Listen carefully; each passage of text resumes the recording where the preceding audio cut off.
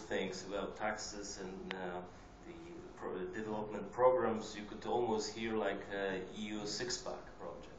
Very tough, strict laws that, about budget deficit, for example, something not all of the European countries had yet.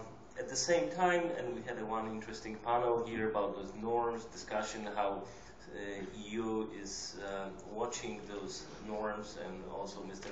Baramidis said that Georgia is very patient and will be trying to fulfill all the obligations going to EU. But don't you think that sometimes also to sustain the reforms and to help Georgia to stay on a track and not to lose all this achievement for last years, maybe some of the norms or the way we are looking at them, we should be more flexible as a EU and let Georgia faster in order to make sure that nothing will happen in the process, especially looking at the very difficult economic and political situation.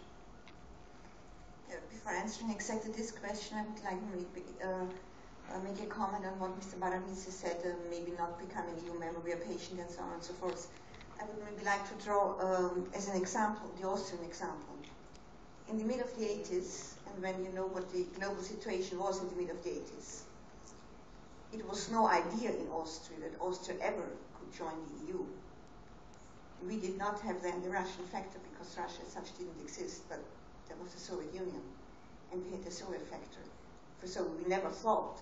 In the mid of the 80s, I was telling my Turkish friends that Turkey would join the EU ahead of Austria. The situation was like this. A couple of years later, no Soviet Union, no Warsaw Pact, no communist system, and Austria simply joined. Turkey so far not, maybe never joined. So the situation very much depends on the global developments. And sometimes global developments can be very quick to change. This is also something I always told my Turkish friends, I have spent the last 6 years as ambassador. You never know. Tomorrow the situation can be completely different.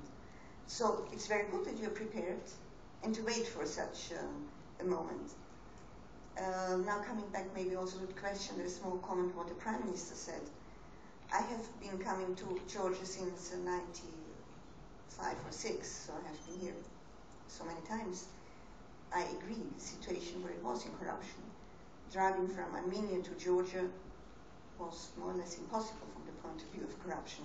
I know what you were talking about, and I really congratulate you what you have done on the petty corruption.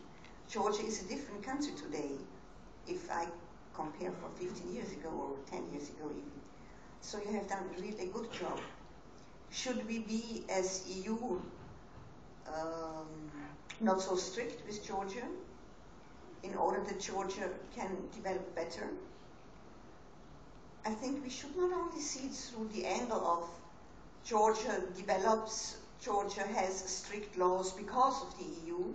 Yes, this is a factor, maybe a very important factor, but at the same time, Georgia should be strict because of herself, thinking purely on her own way of development, be there EU or not. Whatever the future of Georgia is going to be, we don't know, no one knows, but Georgia as a country as such has to be a democratic country, a stable country, economically developed country, a country without corruption and so on. This must also be possible without an EU membership. It's a good incentive, of course, we understand the incentive. But please keep track also if there is no EU, because in whatever situation you end up, no one knows. That's what I said. Okay, thank you so much.